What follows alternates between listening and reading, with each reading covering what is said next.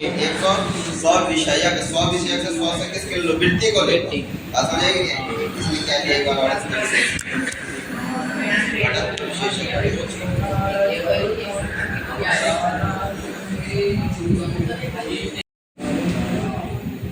यहाँ पे 100 से किसको ले लो वृत्ति को ले लो ठीक है ना।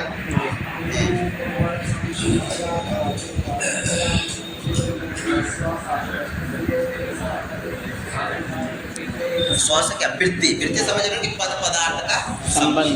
तो वृत्ति विषयक पहले आपको क्या होना चाहिए ज्ञान होना चाहिए। वृत्ति विषयक ज्ञान वृत्ति विषयक ज्ञान के साथ साथ बुद्ध संस्कार भी होना चाहिए। बात दोनों में समझ आ रहा है कि नहीं। इस पद से इस अर्थ को जानो पहले तो ये होना चाहिए 100 से ले लो वृत्ति ये वृत्ति है 100 से किसको ले लेना ये वृत्ति तो वृत्ति विषयक आपको क्या होना चाहिए ज्ञान होना चाहिए और उसके साथ साथ क्या होना चाहिए उद्भुत संस्कार वृत्ति विषय ज्ञान तो आपको है लेकिन 10 साल बाद आप क्या हो गया संस्कार नहीं आए।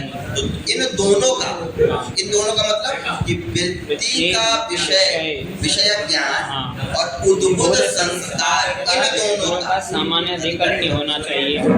बात समझ रहे। जब भी आपको कोई बोले कि आप इसको जानते हो तो आप सीधा बोले हाँ अयम घटः। 10 साल बाद भी जब कोई बोले जैसे आपने बोला अयम घटः तो इसका मतलब उस समय क्या हुआ आपको वृत्ति का ज्ञान भी था और उसके साथ साथ उद्भुत संस्कार भी हुआ। तो इन दोनों का क्या हो गया समानाधिकरण हो गया। अब बैठे समझ आएगा। तो 100 विषय से क्या ले लो वृत्ति विषय ज्ञान और उद्भुत संस्कार समझ लो उसका क्या होना चाहिए उद्भुत संस्कार होना चाहिए। नहीं तुरंत बोल दे बोले बैठ जाएगा समझ रहे कि नहीं उसका उद्भुत संस्कार होना चाहिए।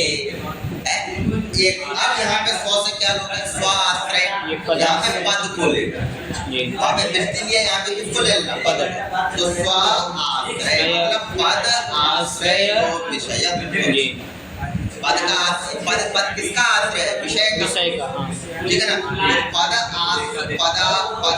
पदाश्रय विषयकत्व का ज्ञान होना चाहिए मतलब जो पद है जो उस विषय का क्या है आश्रय है उस पद का ज्ञान होना चाहिए। ये ना हो कि भैया आपको पदार्थ तो पता है ये कम्बुग्रीवादी है ये सब है लेकिन ये किसके द्वारा बोला जाएगा ये पता नहीं है। हाँ लेकिन बोल गए उस पद को भूल गए किसको भूल गए पद को भूल गए। समझ रहे नहीं है।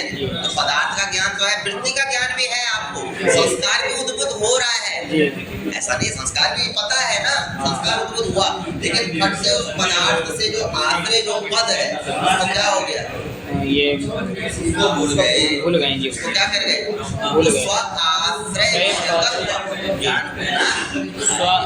स्व यानी पदाश्रय विषयक को ज्ञान मतलब पदाश्रय में पद का ज्ञान जो आश्रय रूपी जो पद है उसका ज्ञान होना चाहिए। तो उभय संबंध इन दोनों संबंध से जानना चाहिए। इसको वृत्ति वैशिष्ट्यम बोध्यम किसको जानना चाहिए वृत्ति वैशिष्ट्यम वैशिष्ट्य को जानना चाहिए।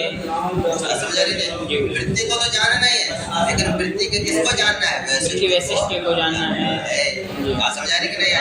तो ये इसलिए कहा क्यों ऐसा कह रहे समझ आ गई यहाँ तक बात समझ आ गई। अतो न गृहीत वृत्तिकस्य बोधः नापि विस्मृत वृत्तिकस्य नापि तद्वाचक पदम अज्ञानवतः नापि घट पदार्थाश्रयत्वेन उपस्थित आकाशस्य जनकतया उपस्थित चैत्रादेश कहा इसीलिए अतः न अगृहीत वृत्तिकस्य बोधः इसीलिए जो अगृहीत वृत्ति होता है अगृहीत मतलब इसको वृत्ति गृहीत ही नहीं है उसको भी बोध नहीं होता। पहला तो अगृहीत वृत्तिकस्य न गृहीतः वृत्ति ये न सह अगृहीत वृत्तिकः क्या अगृहीतः वृत्ति ये न सह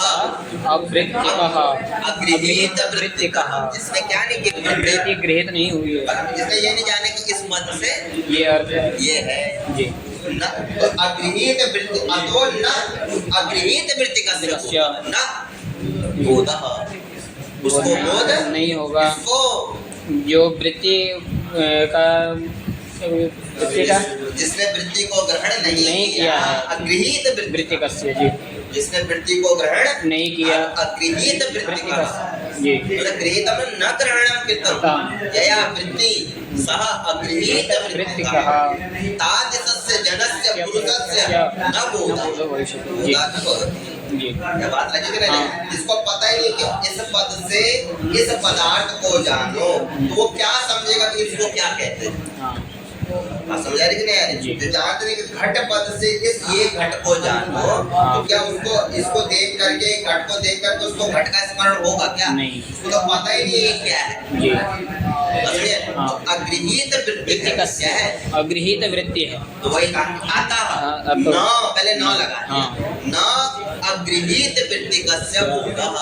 जी अगृहीत वृत्ति कस्य न बोधः ये जी हाँ ठीक है ना। दूसरा कहा नापि विस्मृत वृत्ति कस्य वृत्तिकस्य और पहले तो जिसको गृहीत वृत्ति नहीं है उसको तो बोध नहीं होगा नहीं। अल्लाह ने। और एक विस्मृत वृत्ति कस्य जिसको क्या हो गया वृत्ति का विस्मृत विस्मरण हो गया, भूल गया।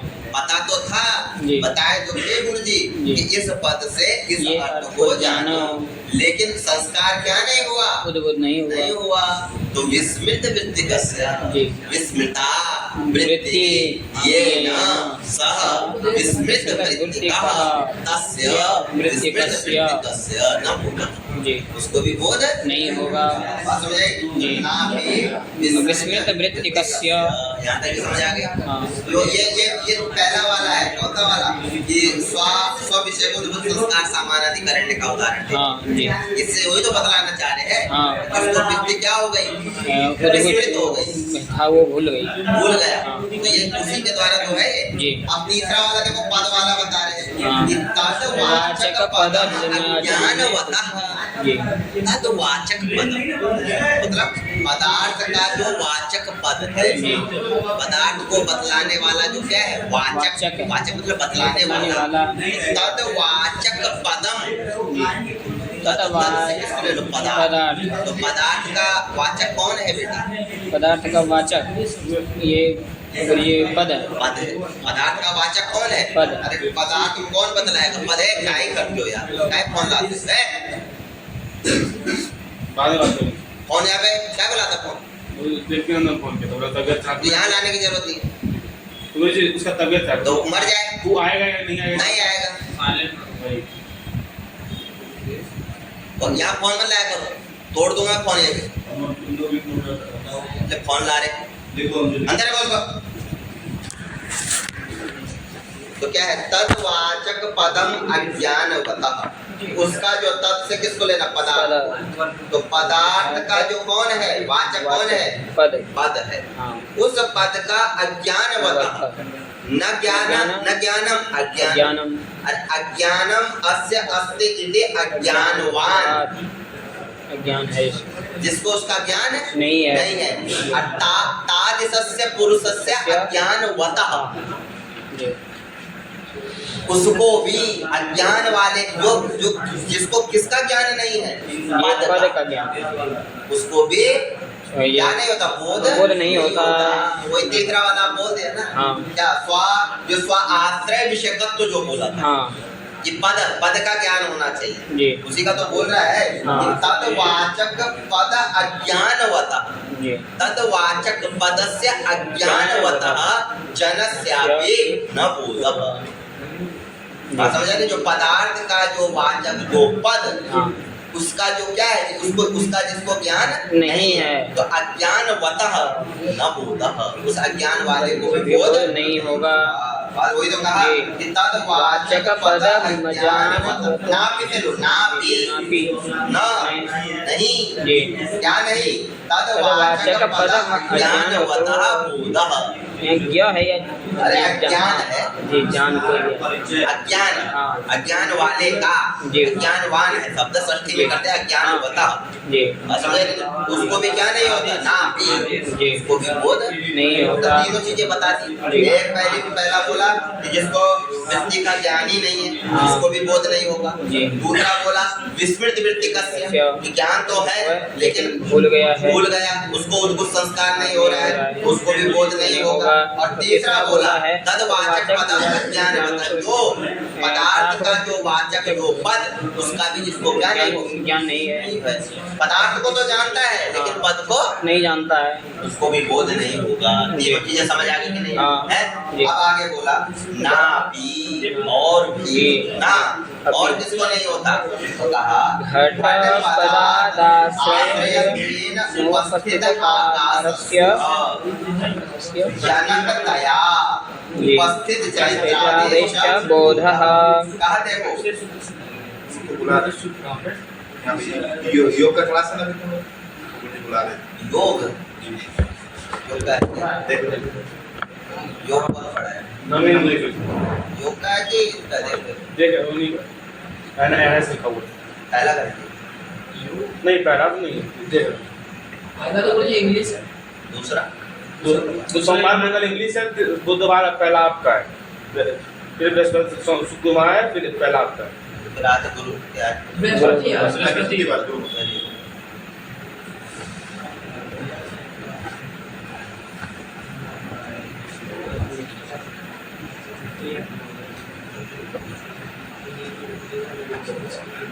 प्रथम वर्ष वाला सब यहाँ पर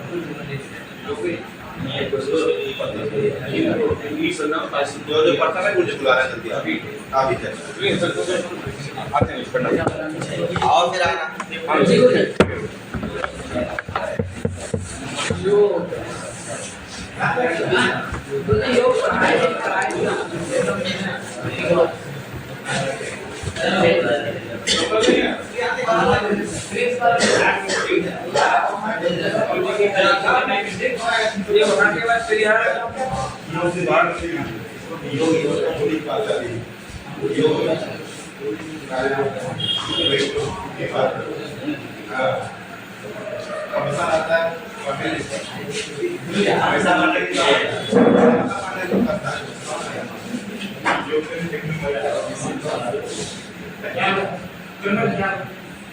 योग क्लास है ना, I am nothing with you.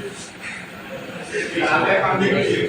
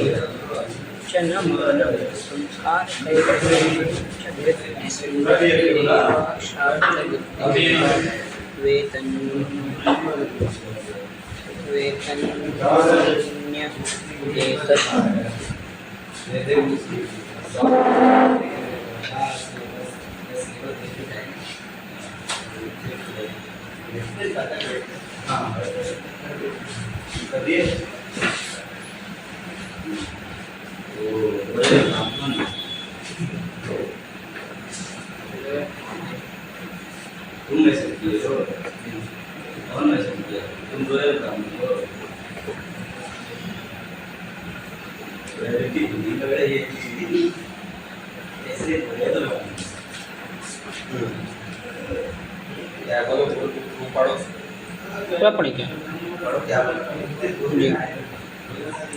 यहाँ पर हो गया तदवाचक पदमजानतो नापि घटपदादाश्रयत्वेनोपस्थिता स्थिताकाशस्य जनकतयोपस्थित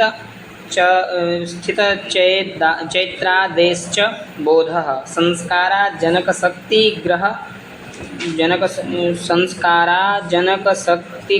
सत्वे तेन शाब्दबोधजनने च न मानं संस्कारकल्पिका च वृत्तिस्मृतिरेव शाब्दबुद्धिरेव वेत्यन्यदेतत्।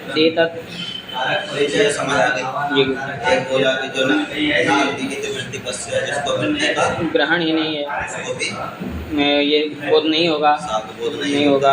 दूसरा क्या बोला, ना भी विस्मृत वृत्ति पश्य जो मतलब जिसको उद्भुत संस्कार नहीं है, विस्मृत हो गया है, वृत्ति का क्या हो गया, विस्मरण हो गया। विस्मृत तभी तो उद्भुत संस्कार नहीं हो रहा। हाँ।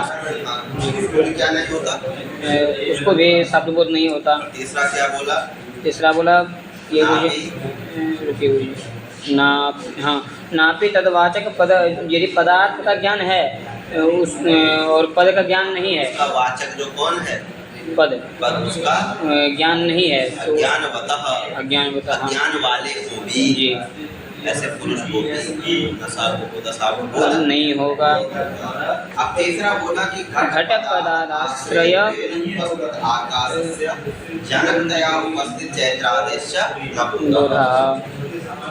देखो आप जान रहे हो कि पद पदार्थ का एक संबंध है, ठीक है ना, इसी का नाम क्या है, वृत्ति। वृत्ति, ठीक है। हाँ। लेकिन कहा कि जो पद है ना वो एक संबंध से आकाश में भी रहता है, समवाय संबंध से।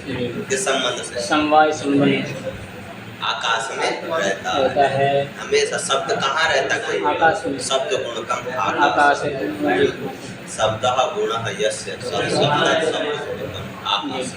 शब्द किसका गुण है, आकाश का। शब्द जब भी रहेगा कहाँ रहेगा, आकाश में। तो शब्द उसका क्या हो गया, जनक। जनक हो गया। हाँ, समझा कि नहीं, हाँ।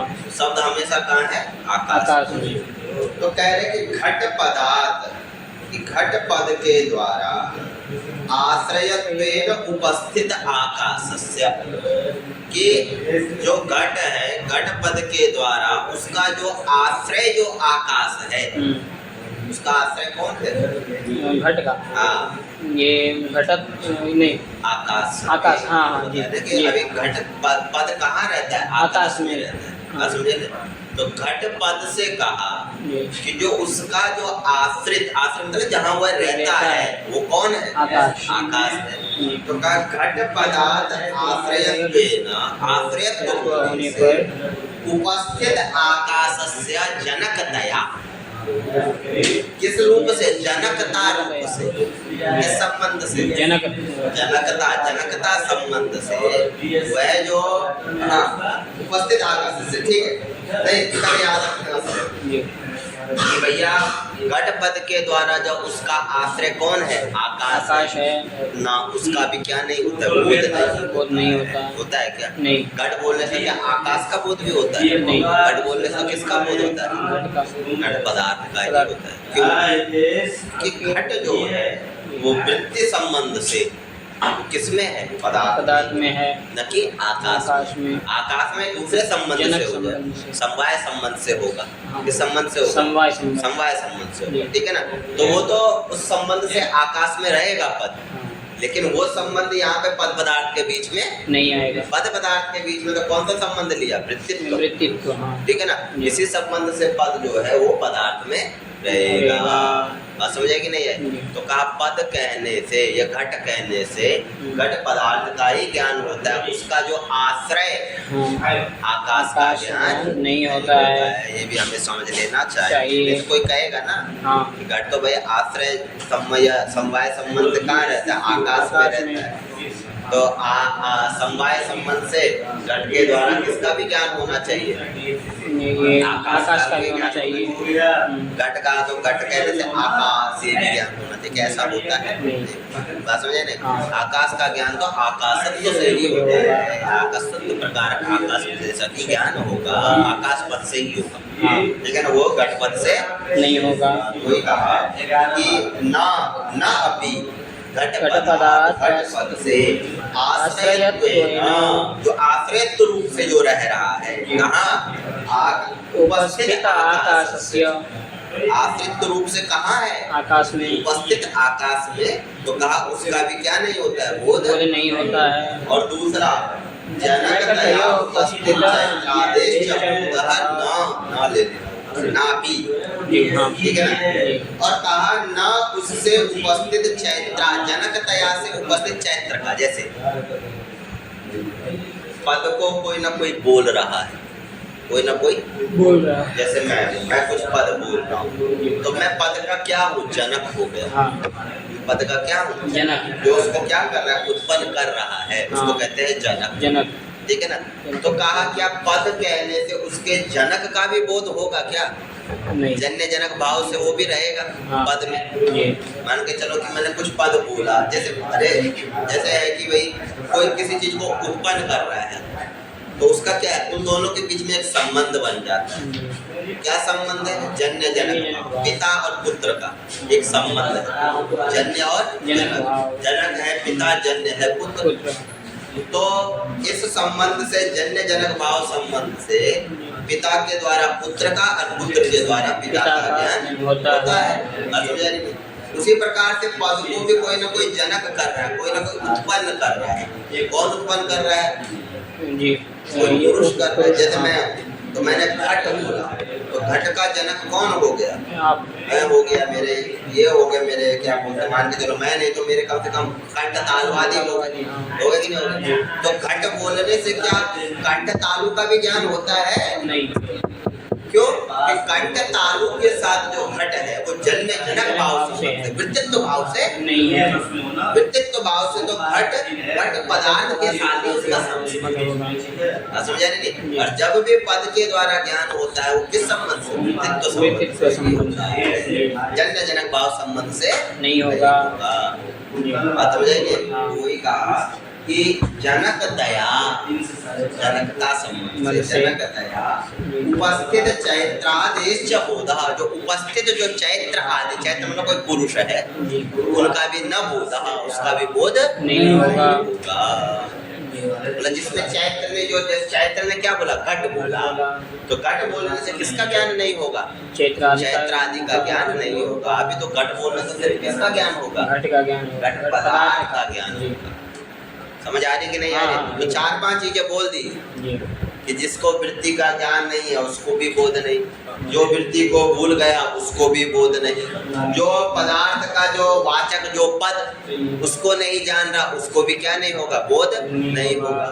और कहा पद के द्वारा आकाश का भी बोध नहीं होगा, क्योंकि आकाश के साथ उसका दूसरा संबंध है। कहा पद के द्वारा जो उसका जो जनक है उसका भी बोध नहीं होगा, क्योंकि उसके साथ उसका एक दूसरा संबंध है, जन्य जनक भाव। तो वृत्तित्व रूप से तो पद किसके साथ है, पदार्थ के साथ।